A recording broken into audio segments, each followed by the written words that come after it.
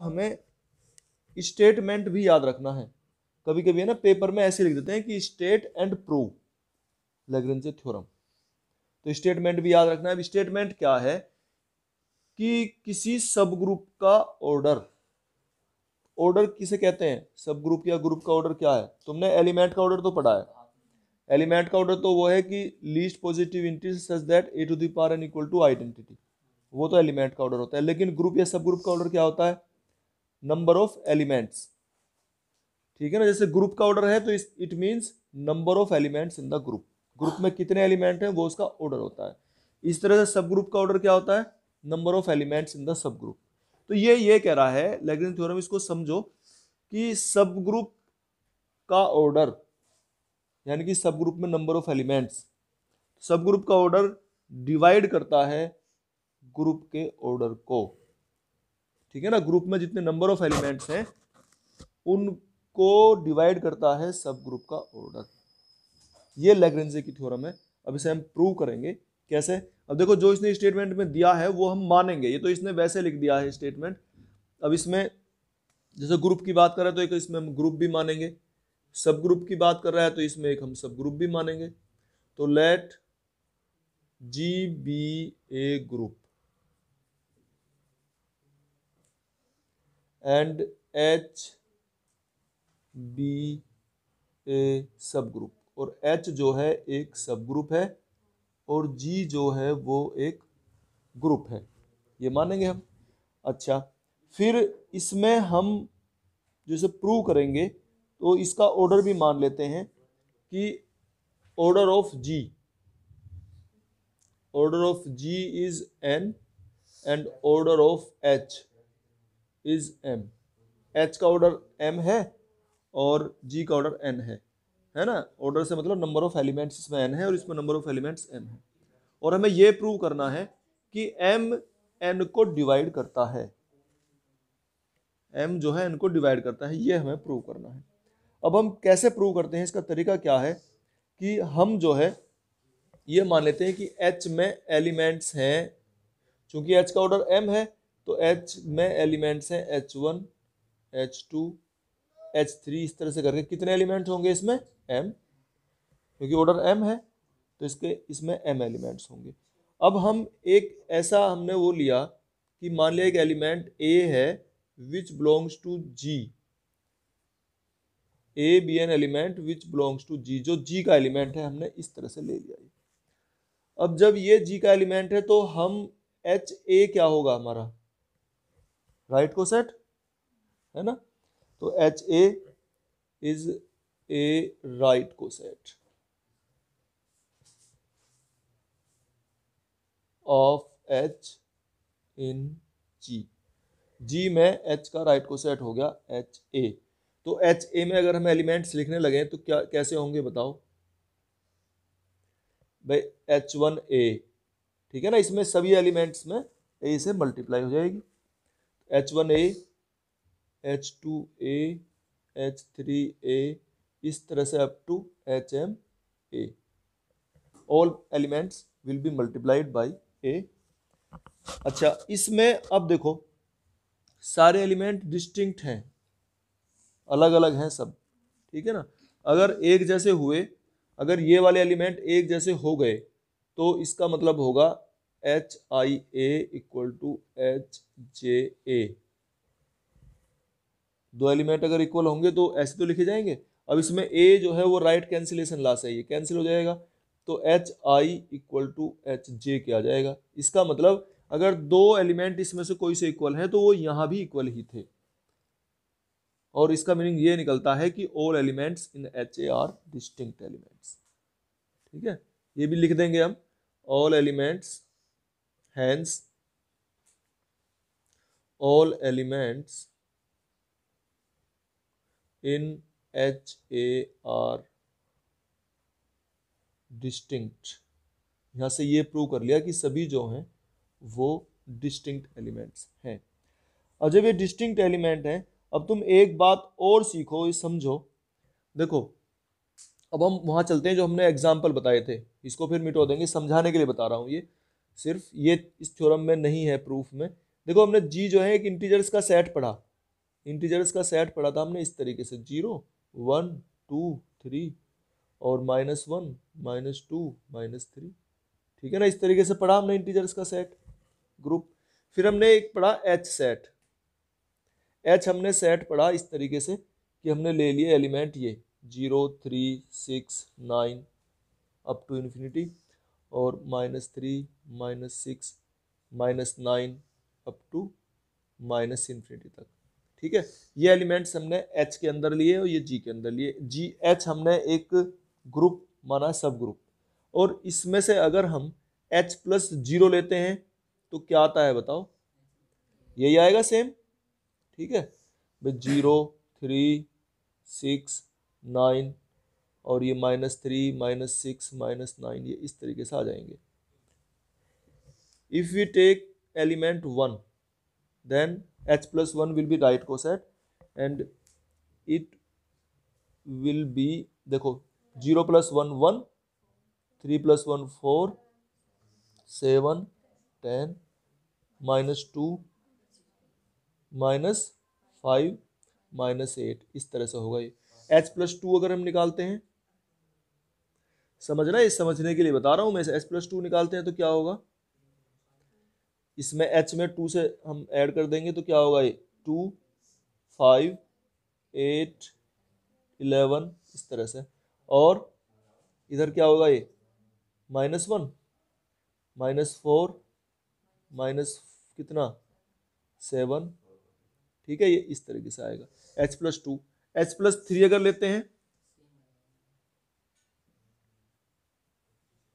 h plus 3 अगर लेते हैं तो देखो वही आएगा भाई, ये तो 0 आ जाएगा, ये हमारा वो लगेगा। तो देखो अगर हम एक चीज और देखो, तुम्हें अभी नहीं पता चल रही होगी, अगर हम h प्लस 1 h प्लस 2 और h प्लस 3, h प्लस 3 से भी मान लो, चाहे ये भी h प्लस 3 ही है, वही आ रहा है, तो h plus 1 h plus 2 h plus 3 अगर कंबाइंड करके लिखते हैं, देखो 0 1 2 3 4 5 6 7 8 9 10 11, यही तो है सारे इधर, और इधर माइनस वाले भी देख लो, चाहे 0 -1 -2 -3 -4 -5 -6 -7 -8 -9, यानी कि इन तीनों को एक साथ अगर हम जोड़ के लिख देते हैं, इकट्ठा करके एक सेट बनाते हैं, तो वो G बन जाता है।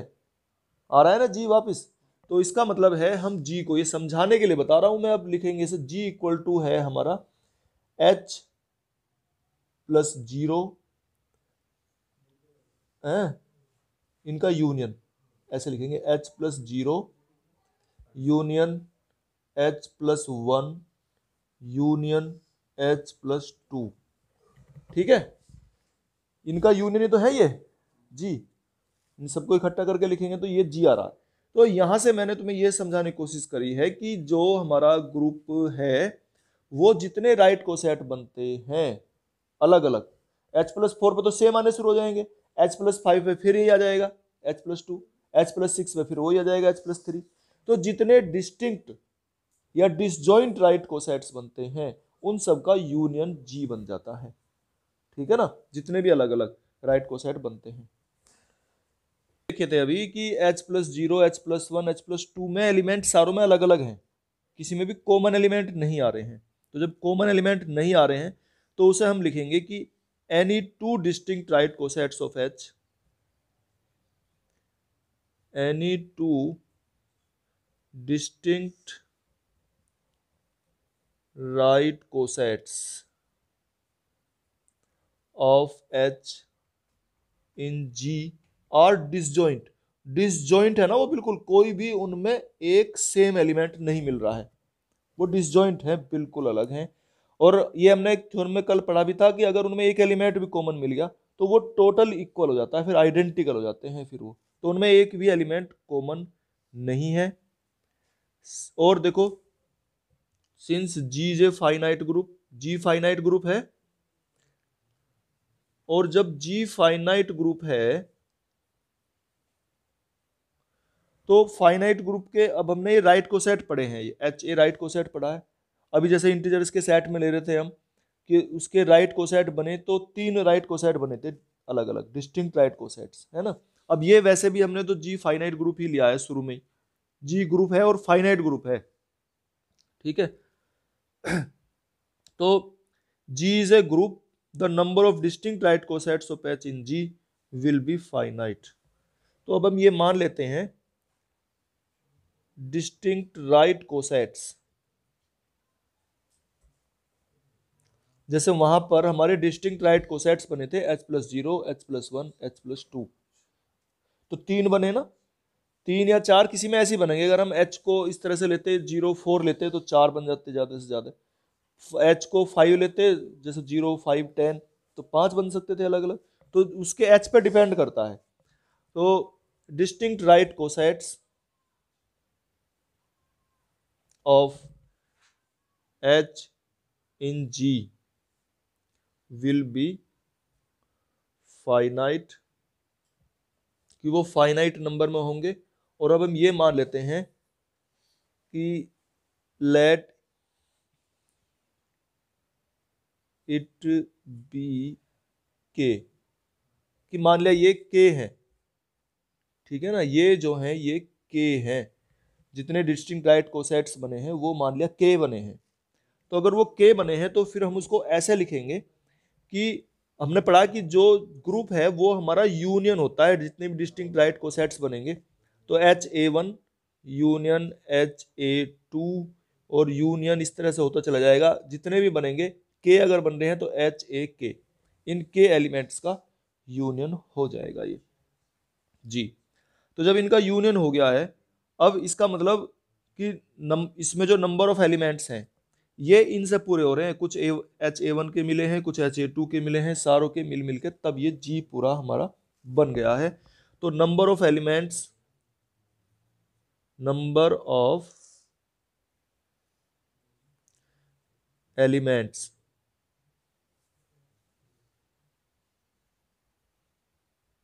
इन G equal to number of elements in HA1, ठीक है। Number of elements HA1 plus number of elements HA3, number of elements HA4, इस तरह से जुड़ते जुड़ते, और plus number of elements in HAK, ठीक है ना, नंबर ऑफ एलिमेंट HAK में जितने एलिमेंट हैं वो सब जुड़ जाएंगे। और जब वो सब जोड़ ले जाएंगे तो अब देखो इसमें जो है, हम इसकी जरूरत तो नहीं है, हमने यहां तक तो ये कर दिया था, है ना। तो ये देखो number of elements in G, number of elements G में कितने थे n, तो इसका मतलब इसको लिखेंगे हम n इक्वल टू H में कितने एलिमेंट हैं, HA1 में जितने H में थे राइट कोसेट में उतने तो रहते हैं, ठीक है। तो H में कितने थे m, तो इसमें कितने हो जाएंगे m HA1 में, फिर इस तरह से HA2 में m हो जाएंगे, HA3 में m हो जाएंगे, एलिमेंट्स तो उतने रहते हैं। और ये k टाइम्स हो रहा है, यानी कि k बार, तो अप टू k टाइम्स। जैसे हमारे मान लिया 10 हैं, ये राइट कोसेट 10 बने हैं, तो इसके m plus m plus m 10 बार m को जोड़ेंगे, तो कितने हो जाएंगे टोटल जुड़ के km। अगर ये 10 हैं तो 10 गुना m ही तो होंगे, मान लिया m का मतलब 5 है, 5 एलिमेंट है उसमें h के अंदर, और ये 10 बार जोड़ेंगे 10 पंजे 50, टोटल मिलकर 50 एलिमेंट होंगे। तो n इक्वल टू km, और यहां से क्या आ रहा है k m को इसके डिवाइड में ले आओ, n upon m equal to k। तो क्या चीज निकल रही है कि order of h subgroup divides the order of group, और ये इक्वल टू के आ रहा है, रिमाइंडर नहीं आ रहा है, डिवाइजर आ रहा है, ठीक है ना, वो आ रहा है इसमें पूरा फैक्टर निकल के, कोई भी रिमाइंडर नहीं है। तो ऑर्डर ऑफ सब group divides the order of group, यही हमें प्रूव करना था, बस यही इतनी थ्योरम है ये। तो इसे उतार लो नीचे से, कहाँ, यहाँ से, और ये ऊपर कह रहा है कि ये जो हमारा k निकल के आया ना, m is a divisor of n। एक बात तो हमने ये सीखी, यानी कि order of h is a divisor of order of g, ठीक है। इसके अलावा अगर हम इसको ऐसे लिखें, कैसे, अगर k को यहां ले आए n upon k equal to m, तो इससे ये भी निकलता है कि k is also divisor of n, k भी n का डिवाइजर होता है। जैसे हमसे कहते हैं कि 4 सब ग्रुप बन रहे हैं, तो वो 4 जो है ना वो इसको डिवाइड करेगा जरूर। ठीक है। अच्छा, अब और कुछ बात सीखते हैं इसमें। के जो है ना, के को इसको इंडेक्स लिखते हैं, इंडेक्स। क्या था के है हमारे नंबर ऑफ राइट कोसेट्स या लेफ्ट कोसेट्स। कितने कोसेट बनते हैं वो के होता है। तो जितने कोसेट बनते हैं उसे उसका इंडेक्स भी कहते हैं। जैसे हमारे जो हमने ग्रुप और सब ग्रुप वाला जो एग्जांपल लिया था, उसमें हमारे 3 अलग अलग 3 डिस्टिंक्ट राइट कोसेट्स बन रहे थे, H+1, H+2, H+3, या H+0, H+1, H+2, कैसे भी कह लो, 3 अलग अलग बने तो उसका इंडेक्स था 3। ठीक है ना। तो इसे हम इंडेक्स भी कहते हैं। एक चीज तो यहां से ये निकल के आई है, हम इसे के को इंडेक्स कहेंगे। और इंडेक्स जो है वो डिवाइजर होता है हमारे ग्रुप के ऑर्डर का। एक बात फिर दूसरी और भी है इसमें, the order of every element of a finite group. Order of every element, ये भी अच्छी चीज है।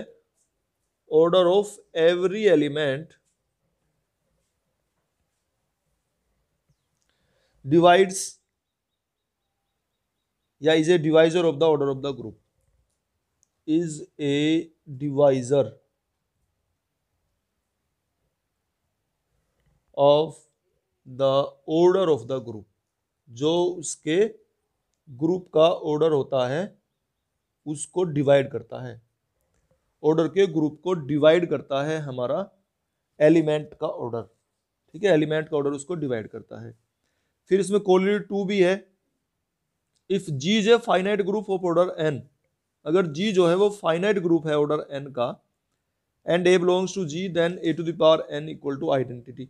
ये तो खैर हो गई, ठीक है ना, A to the power N equal to identity. अगर एन ऑर्डर है तो ए की पावर एन लेने पर आइडेंटिटी हमारी आएगी, ए अगर कोई एलिमेंट है जी का। फिर इसके बाद एक इसमें आयलर्स थ्योरम है। आयलर्स थ्योरम, ये छोटी छोटी सी बातें हैं और इससे कई सारे सवाल हमारे हल हो रहे हैं। ये आयलर्स थ्योरम है, और आयलर्स थ्योरम में क्या इसने दिया हुआ है कि if n is a positive integer, n अगर कोई पॉजिटिव इंटीजर है, and A is any integer relatively prime to n, a is any integer relatively prime to n, then A to the power phi n, a to the power phi n is congruent to 1 modulo n. ये बताएंगे एक example लेके, where phi is the Euler's phi function. अच्छा, एक इसमें format theorem है, एक इसमें फॉर्मेट थ्योरम भी है। और फॉर्मेट थ्योरम है हमारी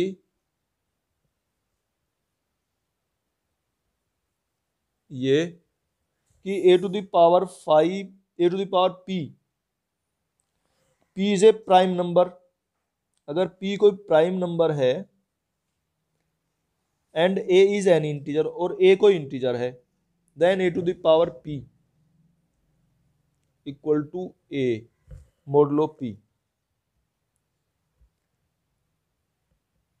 ए to the power P equal to A modulo P, ये हमारी है फॉर्मेट की थ्योरम। एच के, यानी कि एच और K if they are two subgroups, then order of the product of two subgroups is equal to order of H order of K over order of H intersection K. ये होता है अगर दो सब group के product का हमें order निकालना हो तो उसका ये फॉर्मूला है, order of H order of K over order of H intersection K. Cayley theorem है, इसका भी स्टेटमेंट याद रखना है। ऐसे लिख देते हैं कि स्टेट एंड प्रूव कैले थ्योरम पूरा, और कभी कभी सिर्फ इसे लिख देते हैं। ये भी तुम्हें पहचाननी होगी कि ये कैले की थ्योरम है, इसलिए स्टेटमेंट को तो बिल्कुल अच्छी तरह से याद रखना है, समझना है। एवरी फाइनाइट ग्रुप जी, कोई भी फाइनाइट ग्रुप जो है वो आइसोमॉर्फिक होता है किसी परम्यूटेशन ग्रुप के। कोई भी ग्रुप जो है फाइनाइट ग्रुप आइसोमॉर्फिक होता है। आइसोमॉर्फिक मतलब इक्वल होते हैं, बिल्कुल, है ना। आइसोमॉर्फिक का मतलब ये है is isomorphic to a permutation group, एक परम्यूटेशन ग्रुप के आइसोमॉर्फिक होता है। तो देखो जैसे जैसे इसने बताया है ना, वैसे ही वैसे हमें ये करना है। थ्योरम बहुत इंपॉर्टेंट है। जैसे जी इसने एक ग्रुप लिया है, तो ये हम मान लेंगे कि let G be a finite की बात कर रहा है, तो हमने मान लिया कि G be a finite group, एक जी जो है ये फाइनाइट ग्रुप है और ए बिलोंग्स टू जी। ए जो है हमने मान लिया कि ए इसका कोई एलिमेंट है, ए इसका एलिमेंट है। अच्छा, जब ए एलिमेंट है तो अब हम इसमें एक अपने आप एक मैपिंग डिफाइन करते हैं। Then for every x in G the product a x, तो हम एक मैपिंग डिफाइन कर लेते हैं इस तरीके से, f A x, f A x equal to a x, ये मैपिंग हमने डिफाइन की है। देखो फाइनाइट ग्रुप है जी, ए जी का एलिमेंट है, और अगर हम एक्स जी का ही एलिमेंट लें तो ए एक्स भी जी का ही एलिमेंट होगा, ठीक है ना। तो if a belongs to G and x belongs to G, x भी जी का ही एलिमेंट है, तो ए एक्स भी तो जी का ही एलिमेंट होगा, क्लोजर प्रॉपर्टी से ए एक्स भी जी का ही एलिमेंट होगा। तो इस तरह से हमने मैपिंग अपने आप डिफाइन की है कि f A x equal to a x के है। अब ये परम्यूटेशन है, ये हम प्रूव करें, क्योंकि देखो सारी चीज हमें ही अपने आप करनी है। फाइनाइट ग्रुप जी जो है आइसोमोर्फिक है परम्यूटेशन ग्रुप के, इसने परम्यूटेशन ग्रुप नहीं दिया, ये भी हमें अपने आप ही बनाना है। अभी परम्यूटेशन ग्रुप हम बनाने की कोशिश कर रहे हैं। F A x equal to a x, हमने एक मैपिंग अपने आप डिफाइन कर ली। तो ये जो है हमारी 1-1 मैपिंग है। 1-1 मैपिंग कैसे प्रूव करते थे, ध्यान करो कि भाई हम लेते थे F A x equal to, हमने मान लिया एफ ए वाई के है कि दो की इमेज सेम है, तो ए एक्स इक्वल टू क्या हो जाएगा ए वाई, और by left cancellation law, A से ए कैंसिल हो जाएगा, एक्स इक्वल टू वाई आ जाएगा कि if two mappings are same it means elements are also same. ये 1-1 प्रूव हो गया। फिर 1-1 के बाद इसमें हम ऑन टू करते थे। ऑन टू कैसे करते थे, तो यहां से तो हमारा हो गया ये 1-1, ठीक है। फिर ऑन टू प्रूव करेंगे। ऑन टू के लिए हम, ये मैपिंग है हमारी, इसे हम y मान लेते हैं कि let A x equal to Y के है, तो यहां से हम वैल्यू निकाल लेंगे x इक्वल टू कितना हो जाएगा, ये ए इनवर्स y, ठीक है। x इक्वल टू हमारी हो जाएगी ये ए इनवर्स y के, और इसे रखेंगे फिर हम यहाँ पे लाके एफ ए और x की वैल्यू रखेंगे हम ए इनवर्स y, तो ये कितना आएगा निकल के, इसमें रखो यहाँ पे a और a इनवर्स y, a से इनवर्स कैंसिल, तो ये y आ गया निकल के, y लेके चले थे हम, y ही आ चुका है, तो F A is onto, F A हमने इज ऑन टू भी प्रूव कर दिया है और एफ ए को 1-1 भी प्रूव कर दिया है। और 1-1 और ऑन टू जो मैपिंग होती है वो परम्यूटेशन में ही होती है, ठीक है। तो इस तरह से प्रूव हो जाता है कि f A is A permutation, ठीक है ना। ये जो मैपिंग हमने बनाई है कि ये एक परम्यूटेशन है, एफ ए परम्यूटेशन प्रूव हो गया। तो जब एफ ए परम्यूटेशन ये प्रूव हो गया है, अब हम इसमें तो यहां से ये प्रूव होगा कि thus F A is a function from G to G, from G into G, into क्या ऑन टू लिखो इसको, जी ऑन टू जी, जी से जी पर एक फंक्शन ये प्रूव हो गया है। और तो ये जो है ना, हम ये मान लेंगे कि इसमें जी डैश हमने एक ग्रुप मान लिया जिसके अंदर एलिमेंट ऐसे हैं, इस तरह के एलिमेंट है, if A is such that A belongs to G, कि ए जी का एलिमेंट है और इसके अंदर एफ जी डैश के अंदर एलिमेंट्स ऐसे हैं, एफ ए की तरह के एलिमेंट, क्योंकि ये परम्यूटेशन बन रहा है। अच्छा, अब इसे हमें प्रूव करना है कि ये ग्रुप है, जो जी डैश है ये ग्रुप है, क्योंकि हमें देखो थ्योरम के स्टेटमेंट को ध्यान रखेंगे, finite group G is isomorphic to a permutation group. अभी तो हमने केवल यहाँ परम्यूटेशन माना है, अब इसे परम्यूटेशन ग्रुप बनाएंगे कि ये परम्यूटेशन ग्रुप है, तो इसमें सारी प्रॉपर्टी हमारी वही प्रूव हमें करनी पड़ेगी। क्लोजर प्रॉपर्टी,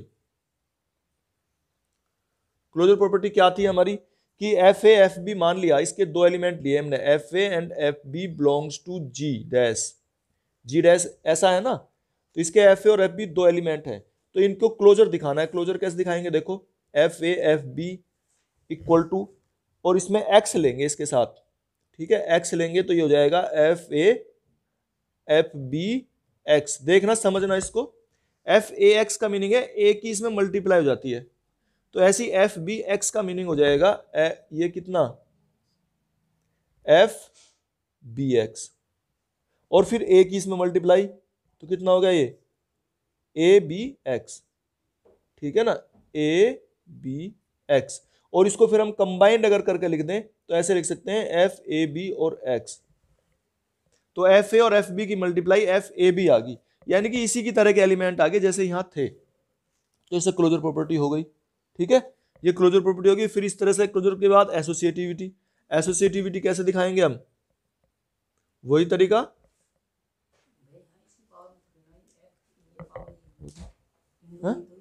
भाई FAFB ये नीचे लिखे हुए हैं ना ये, और FC, और इनका ये पेयर कर लिया हमने इस तरीके से, तो ये क्या लिखेंगे इसको FA, और इसकी मल्टीप्लाई हमने पढ़ रखी है कि BC हो जाती है। ठीक है, फिर इसकी और इसकी मल्टीप्लाई होती है, ये ABC हो जाती है। और अगर इनका ऑर्डर चेंज कर लिया जाए, इसको इसी को करके दिखा देता हूं मैं, देखो ये FA, इसे लिख लेंगे हम AB और FC, ठीक है, ऐसे कर दिया। फिर FAB को हम लिख लेंगे FA FB और FC, यानी कि ये ऐसे आ गए। ठीक है, ये एसोसिएटिविटी होगी, तो क्लोजर प्रॉपर्टी होगी, एसोसिएटिविटी होगी। आइडेंटिटी देख लो, एग्जिस्टेंस ऑफ आइडेंटिटी। अब आइडेंटिटी में हम क्या करते थे, देखो हमने ये ले लिया कि मान लिया FA तो एक एलिमेंट है ही, FE भी दूसरा एलिमेंट है, और इनकी मल्टीप्लाई कैसे करते थे हम, AE, और AE कितना हो गया FA, तो FA और FE की मल्टीप्लाई FA आ गई, तो ये FE हमारी आइडेंटिटी होगी। फिर एग्जिस्टेंस ऑफ इनवर्स, इनवर्स कैसे करते थे हम, कि FA मान लिया एक एलिमेंट है और FA इनवर्स दूसरा एलिमेंट है इसके साथ में, तो इनकी मल्टीप्लाई क्या हो जाएगी FA और A इनवर्स, है ना, A इनवर्स, और A इनवर्स कितना हो गया FE आके आ गया। तो इस तरह से ये हमारा इनवर्स प्रूव हो गया। तो ये सारी प्रॉपर्टी, इससे हमने ये प्रूव कर दिया कि ये हमारा ग्रुप है। नाम ये G डैश, हमने एक जो ये परम्यूटेशन ग्रुप की बात कर रहा था ना, ये परम्यूटेशन ग्रुप हमने G डैश बना लिया। अब हम एक मैपिंग डिफाइन करते हैं, ये जो बात कर रहा था फाइनाइट ग्रुप जो G था हमारा, ये G डैश बनाया है, तो कि A की मैपिंग, ये G का एलिमेंट है, A की मैपिंग G डैश के FA पर बनती है। ये अब हमने मैपिंग फिर से डिफाइन की है। ये तो हमने परम्यूटेशन ग्रुप बनाया था अभी तक, तो इसके बाद A से मैपिंग FA पर बना ली हमने। जब A से FA पर मैपिंग बनाई है तो इसको भी हम फिर वही, अब हमें ये प्रूव करना है आइसोमॉर्फिक, और आइसोमॉर्फिक में 3 कंडीशन थी, 1 1 ऑन टू और कंपोजिशन प्रिजर्विंग। अब 1 1 कैसे प्रूव करते हैं, वही तरीका कि मान लिया phi A equal to phi B के है, ठीक है। अब phi A में कैसे एलिमेंट है FA, और इसमें कैसा एलिमेंट है FB, और FA का मीनिंग क्या था, अगर हम x लगा दें तो AX और इक्वल टू BX, और x से x कट गया तो A इक्वल टू B, यानी कि एलिमेंट भी सेम है, अगर मैपिंग सेम है तो एलिमेंट भी सेम है, तो हो गया हमारा 1 1। तो यहां से प्रूव हो गया phi इज 1 1। फिर हम करेंगे ऐसे phi इज ऑन टू, ठीक है। अब ये 1 1 है तो ऑन टू भी होगा, मान लिया भाई FA इधर का एलिमेंट ले लिया हमने G डैश का, phi जो मैपिंग है, देखो अगर हम दिखाने के लिए बताएं तो phi से mapping from G to G dash, ऐसा है लिखी हुई है ये, G से G डैश पर। अगर हम G डैश में एलिमेंट है हमारे FA, तो मान लिया FA कोई एलिमेंट है, FA be any element of G dash, अगर वो G डैश का एलिमेंट है FA, तो वो इमेज की pre image, then pre image मतलब वापस, अगर इसकी बात करते हैं, pre image of FA will be, इधर FA इधर क्या होगी A, इधर इसकी प्री इमेज हो जाएगी A। अगर इधर एलिमेंट FA है तो इसकी प्री इमेज हो जाएगी A, और अगर इसकी प्री इमेज A है तो इसका मतलब है कि यहां से ये ऑन टू प्रूव हो जाता है, ऐसे करके कि हमारा phi A then phi A equal to FA के होगा। तो ये तो इसने ऑन टू कर दिया, ये 1 1 हो गया, ये ऑन टू हो गया। अब हमें कंपोजिशन प्रिजर्विंग और करनी है, ये प्रूव करना है कि phi कंपोजिशन को प्रिजर्व करता है, तो phi A B देखो कंपोजिशन प्रिजर्विंग ये तो थी, दो की मल्टीप्लाई ली, तो फाइव ए बी का मीनिंग क्या था, एफ ए बी, ऐसे तो इमेज बनती है इसकी। और एफ ए बी को हम लिख सकते हैं अलग अलग, एफ ए एफ बी, और एफ ए एफ बी को हम अलग लिख सकते हैं फाइव ए और ये फाइव बी। तो यहां से क्या प्रूव हो गया कि F five five preserves composition, five preserves composition, five जो है वो कंपोजिशन को प्रिजर्व करता है। इसका मतलब है कि ये जो हमारा finite group G is isomorphic to a permutation group, बस ये प्रूव हो जाता है phi is isomorphic mapping, phi is isomorphic mapping, ये आइसोमॉर्फिक मैपिंग प्रूव हो जाती है 1 1 on 2 और कंपोजिशन प्रिजर्विंग, और ये आइसोमॉर्फिक प्रूव हो गया है।